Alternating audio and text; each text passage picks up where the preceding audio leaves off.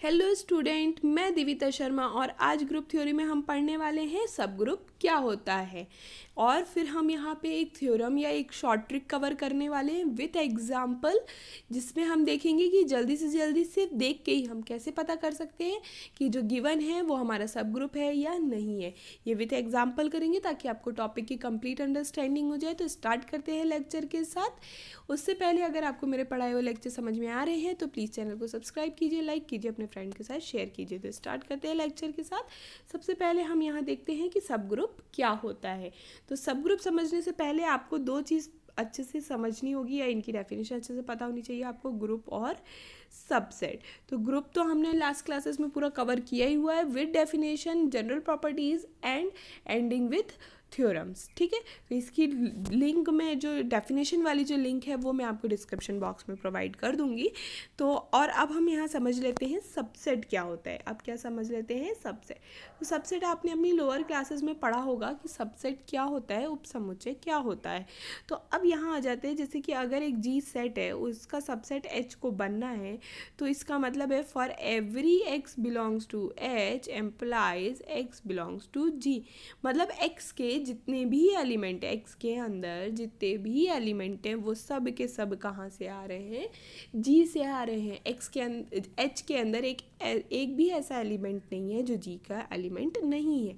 अब वो चाहे ऐसा हो 10 एलिमेंट है जी के पास, तो एच के पास भले 9 एलिमेंट हो, भले एक भी एलिमेंट ना हो, भले एक एलिमेंट हो, बट जितने भी हों, हमें मतलब नहीं कितने हैं, बट हों जितने भी, वो सब कहाँ के होने चाहिए, जी के होने चाहिए। तो अगर ऐसा हो जाता है तो एच हमारा क्या बन जाएगा, सबसेट हो जाएगा जी का। एक छोटा सा एग्जांपल देख लेते हैं यहाँ पे कि अगर ये 1 2 3 है तो अगर एच मेरा कैसा है, सिंगलटन 1 है, एच अगर मेरा 1,2 है और एच अगर मेरा 1,2,3 है तो ये एच मेरा क्या है, सबसेट है। क्यों, देखो एच के पास 1 एलिमेंट है, ये सिंगलटन 1 है और 1 जी के अंदर है।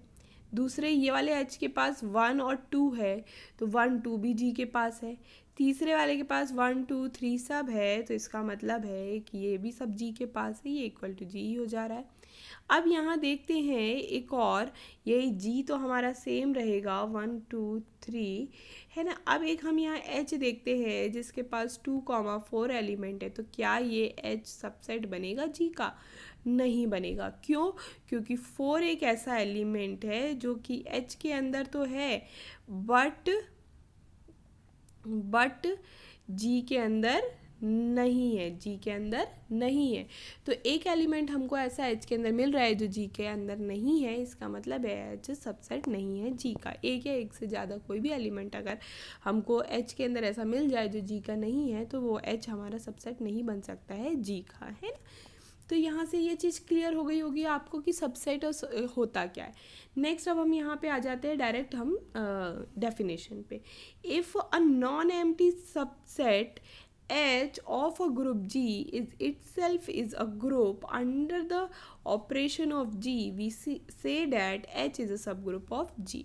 तो देखिए सब ग्रुप बनने के लिए पहली कंडीशन है कि H कैसा होना चाहिए, नॉन एम्प्टी होना चाहिए और सबसेट होना चाहिए जी का। मतलब जो हमारा ग्रुप है उसका अगर सब ग्रुप बनना है तो जो जी एक सेट था उस सेट का सबसेट हमको लेना पड़ेगा। पहला सबसेट होना चाहिए। दूसरी चीज़ एच हमारा कैसा होना चाहिए, ग्रुप होना चाहिए। एच खुद में भी कैसा होना चाहिए, ग्रुप होना चाहिए, इटसेल्फ इज़ अ ग्रुप। और यहाँ ये जो बाइनरी ऑपरेशन यूज़ कर रहे हैं एच में, वो सेम बाइनरी ऑपरेशन होना चाहिए जो हमने यहाँ पे जी को ग्रुप बनाते वक्त लिया था, जो हमने यहाँ जी को ग्रुप बनाते वक्त बाइनरी ऑपरेशन लिया था, वही सेम बाइनरी ऑपरेशन एच ले और वो अगर ग्रुप फॉर्म कर देता है तो इन दो कंडीशन को कंबाइन करके हम बोल देते हैं H is a subgroup of जी। तो यहाँ से ये चीज़ क्लियर हो गई होगी आपको, डेफिनेशन अच्छे से। 2 पॉइंट की डेफिनेशन है, सबसेट और दूसरा सब ग्रुप। और सब ग्रुप बनाते वक्त हमको सिर्फ इतना याद रखना है, बाइनरी ऑपरेशन सेम होना चाहिए जो जी का है। ठीक है, तो ये हो गया हमारा। इसी को अदर वर्ड्स में भी मैंने लिखा हुआ है कि if H is a non empty subset of G and H is a stable for the composition in G and H is a group for the composition in G then H is a subgroup of G। तो ये वही same definition है, बस words अलग हैं, तो वो लिखी हुई है मैंने यहाँ पे। अब बात आ जाती है यहाँ पे प्रॉपर सब ग्रुप की, ट्रिवियल सब ग्रुप की और नॉन ट्रिवियल की। तो हम ये यहाँ से देख लेते हैं, मैंने आपको डायग्रामेटिकली बताया है। एच अगर सब ग्रुप है जी का, तो एच सबसे पहली कंडीशन होल्ड कराया होगा कि वो सबसेट होगा जी का।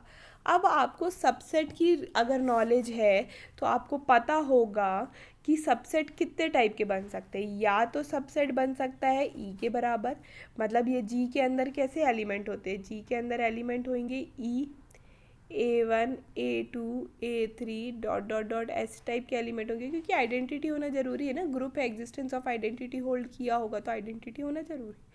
ठीक है, तो अगर एच ये सिंगल आइडेंटिटी ही लेके बन जाए तो भी ये तो सबसेट तो है। अभी आपने देखा कि सबसेट मतलब एच में जितने एलिमेंट है वो सब जी के होने चाहिए, तो जी के है, तो ये हो गया हमारा। ठीक है, एच का भी ऐसा भी हो सकता है कि पूरा का पूरा जी बन जाए, क्योंकि वो भी ये कंडीशन होल्ड कर रहा है कि एच के अंदर सारे एलिमेंट जी के हैं। और अदरवाइज भी हो सकता है, अदरवाइज मतलब कहने का मतलब यहाँ पे ये है कि एच कुछ इस टाइप का भी हो सकता है, ई ले ले, A1 ले ले बस, और बाकी ये A2 A3 और जो डॉट डॉट है वो ना ले। तो अगर जी के अलावा, मतलब इन दोनों के अलावा अगर कोई सबसेट बनता है जी का, तो वो सब इस अदरवाइज के अंदर आ रहा है। वो सब किसके अंदर आ रहा है, इस अदरवाइज के अंदर आ रहा है। तो आपको समझ में आया, अदरवाइज मतलब कम से कम एक एलिमेंट कम होना चाहिए जी में से, और उससे हम अगर सबसेट बना रहे हैं तो वो हमारा अदरवाइज के अंदर, बाकी ये तो दो लिखे ही हुए हैं। तो ये सारी चीज़ें हो गई, ये आपको सबसेट समझ में आ गई। अब देखिए, अगर वो सिंगलटन ई है तो हम उसको क्या बोल देते हैं, ट्रिवियल सब ग्रुप बोल देंगे। ठीक है, और और अगर वो जी के बराबर है या उसके अलावा कोई दूसरा है तो हम उसको नॉन ट्रिवियल बोल देंगे। क्या बोल देंगे, नॉन ट्रिवियल सब ग्रुप बोल देंगे। तो अगर ई के बराबर है तो ट्रिवियल, और ई के बराबर नहीं है मतलब ये दो केस, और तब बोलेंगे हम नॉन ट्रिवियल। तो ये ट्रिवियल नॉन ट्रिवियल आपको समझ में आया होगा। अगर एच मेरा ई के बराबर है और एच अगर मेरा जी के बराबर है तो हम उनको इम्प्रॉपर सब ग्रुप बोल देते हैं, क्योंकि हम उनको इम्प्रॉपर सबसेट भी बोलते थे। तो यहाँ ग्रुप फॉर्म कर लेंगे तो इम्प्रॉपर सब ग्रुप हो जाएंगे। अदरवाइज वो सब के सब कैसे होंगे, हमारे प्रॉपर सब ग्रुप होंगे। तो जो इम्प्रॉपर नहीं होते हैं वो सब के सब ग्रुप हमारे कैसे होते हैं, प्रॉपर सब ग्रुप होते हैं। तो यहाँ से आपको प्रॉपर सब ग्रुप भी समझ में आ रहा होगा। ठीक है, अब यहाँ पे आ जाते हैं हम, नेक्स्ट आ जाते हैं हम यहाँ पे कि अब मैंने एक एग्ज़ाम्पल बताया है कि ये सब ग्रुप का एक एग्ज़ाम्पल है। तो जो Z प्लस है वो एक सब ग्रुप होता है R प्लस का। अगर हम इसको डेफिनेशन के थ्रू जाते हैं तो पहली कंडीशन क्या होनी चाहिए, Z तो एक तो नॉन एम्प्टी होना चाहिए, और दूसरा सबसेट होना चाहिए R का। Z नॉन एम्प्टी होना चाहिए और सबसेट होना चाहिए R का। तो नॉन एम्प्टी तो है, Z के अंदर तो इन्फिनाइट नंबर ऑफ एलिमेंट है, सेट ऑफ इंटीजर है, इसके अंदर इन्फिनाइट नंबर ऑफ एलिमेंट है, तो ये नॉन एम्प्टी तो हो गया, टिक। अब सबसेट होना चाहिए R का, तो आपको पता है जितने भी पॉजिटिव इंटीजर ले लो, जितने भी नेगेटिव इंटीजर ले लो, जितना भी ज़ीरो ले लो, ये सब के सब रियल नंबर होते हैं। पता है ना आपको कि ये रियल नंबर होते हैं। तो बस बात यही है कि यही चेक करना था, for every x belongs to z implies x belongs to r। तो हमने देखा जितने भी इंटीजर होते हैं वो सब के सब क्या होते हैं, रियल नंबर होते हैं। तो इसका मतलब ये कंडीशन क्या हो रही है, होल्ड हो रही है। इसका मतलब है ये कंडीशन होल्ड हो रही है। इसका मतलब है कि जो z है वो सबसेट है हमारा r का। जो z है सेट ऑफ इंटीजर है वो हमारा सबसेट है r का, पहली कंडीशन।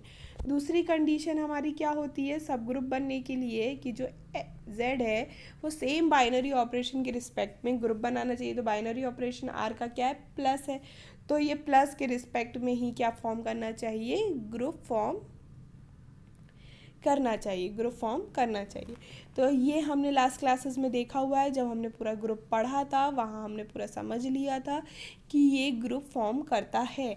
ये ग्रुप फॉर्म करता है मतलब ये चार प्रॉपर्टी को होल्ड करता है, closure, associative, closure, associative, existence of identity and existence of inverse. Inverse भी होते हैं, आइडेंटिटी भी होती है, एसोसिएटिविटी भी होल्ड करता है ये प्लस के रिस्पेक्ट में, और क्लोजर भी होता है।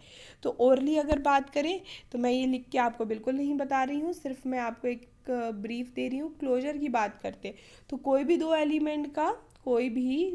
एलिमेंट का अगर हम करते हैं ऑपरेशन लगाते हैं तो वो दोबारा से z का आ जाता है। ये भी आपको पता होगा, इंटीजर का प्लस इंटीजर से करने पे इंटीजर आ जाता है।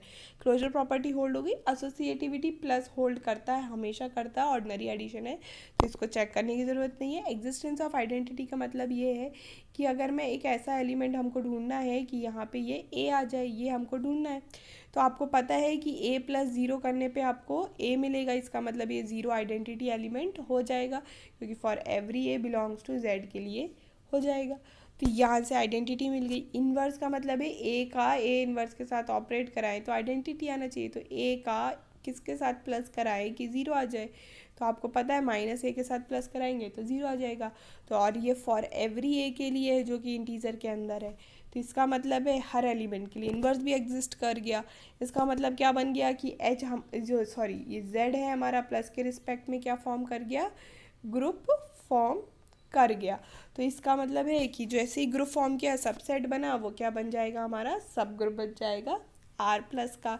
तो यहाँ से आपको ये समझ में आया। तो अगर किसी को सब ग्रुप प्रूफ करना है तो आपको पूरे ग्रुप की चारों प्रॉपर्टी प्रूफ करनी पड़ेगी। बट इस चीज़ को शॉर्टन करने के लिए, आपकी थोड़ी हेल्प करने के लिए, ऑब्जेक्टिव क्वेश्चन में फास्ट होने के लिए स्पीड, एक यहाँ पे 1 स्टेप टेस्ट हम यहाँ पे आपको डिस्कस करके बताने वाले।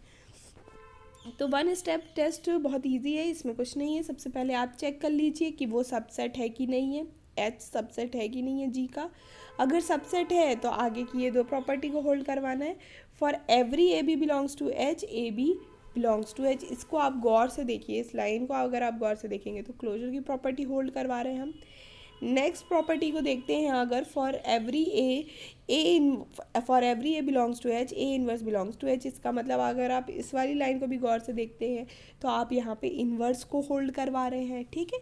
तो यहाँ पे कहने का मतलब है कि अगर आपको किसी को सब ग्रुप प्रूव करना है तो बहुत ये जो चार प्रॉपर्टी हमने होल्ड करवाई बड़ी बड़ी, ये चार प्रॉपर्टी होल्ड ना करवा के सिर्फ आप ये दो प्रॉपर्टी होल्ड करवाएंगे तो भी आपका काम बन जाएगा।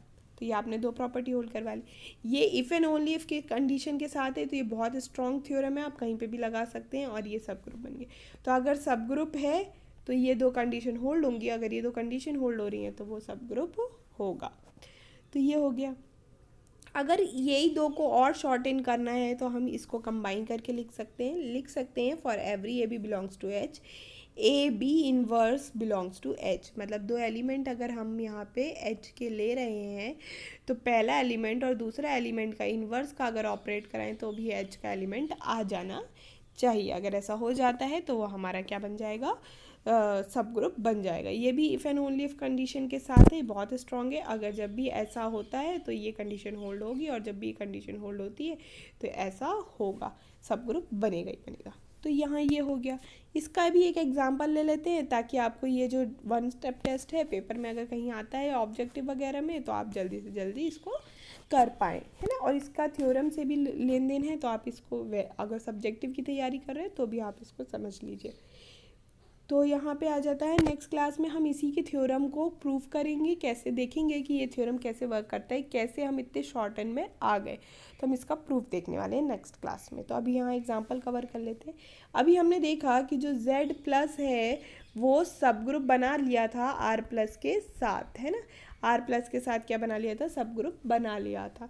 बट हमने अब इसको बहुत लेंदी वे में करके देखा। अब हम इस थ्योरम की हेल्प से इस चीज़ को करके देखेंगे। तो सबसे पहले क्या होना चाहिए, सबसेट होना चाहिए। दूसरा क्या होना चाहिए, पहली कंडीशन हमारी क्या थी, दो एलिमेंट ले लेते हैं और दोनों एलिमेंट का ऑपरेट करने पे Z होना चाहिए। तो यहाँ दो एलिमेंट क्या है, A है और हमने B, दो एलिमेंट ले लिए Z के। ऑपरेट का मतलब यहाँ क्या है, यहाँ प्लस के रिस्पेक्ट में, इसलिए A प्लस B हमको चेक करना है, वो Z का एलिमेंट होना चाहिए। तो आपको पता है कोई भी दो इंटीजर आप उठा लेंगे तो उनका प्लस अगेन कहाँ होगा, Z का ही होगा। ये अभी हमने पहले वाले प्रूफ में भी देख ही लिया था, तो इस कारण से ये हमको मिल जाएगा, पहली वाली कंडीशन होल्ड हो जाएगी हमारी, ठीक है। तो देख रहे हैं ना, जैसे कि -1 प्लस 2 कर रहे हैं तो हमको 1 मिल रहा है अगेन इंटीजर, ठीक है। तो कोई भी दो इंटीजर ले लें, 0 + 2 ले लें, 2 मिलेगा अगेन इंटीजर।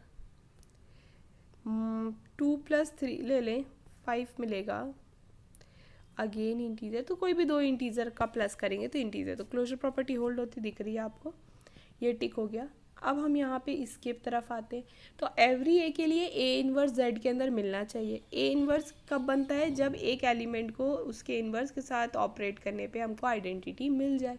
आपको पता है ऑर्डिनरी एडिशन की आइडेंटिटी 0 होती है, अभी हमने देखी भी थी, ठीक है। तो 0 मिलना चाहिए हमको।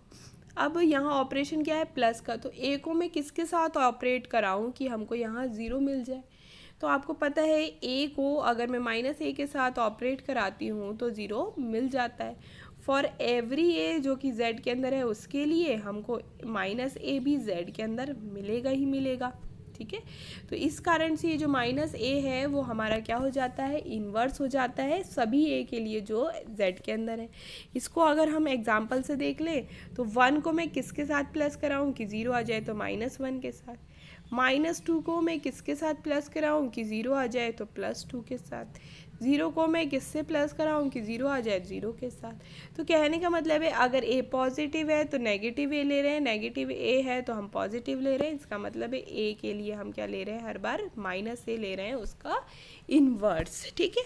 तो हमको यहाँ से मिला कि जो -a है वो z के अंदर हमेशा मिलेगा हर ए के लिए। इसका मतलब ये इन्वर्स वाली भी प्रॉपर्टी होल्ड हो गई। दोनों कंडीशन जैसे ही हमने होल्ड की, हमने बोल दिया H सब ग्रुप है हमारा, Z+ सब ग्रुप है हमारा R+ का। तो यहाँ पे ये लेक्चर ख़त्म होता है। नेक्स्ट क्लास में हम इस थ्योरम का प्रूफ पढ़ेंगे, कंप्लीट स्टडी करेंगे इसकी कि कैसे ये प्रूफ हो के आया और कैसे हम इसको यूज़ कर लिया, ठीक है। तो stay tune with me. Thank you for watching. अगर आपको मेरे पढ़ाए हुए लेक्चर समझ में आ रहे हैं तो प्लीज़ चैनल को लाइक कीजिए, सब्सक्राइब कीजिए, अपने फ्रेंड्स के साथ शेयर कीजिए। और अगर आपको कोई दूसरे टॉपिक में भी लेक्चर देखना है तो प्लीज़ मुझे कमेंट करके बताइए। Thank you.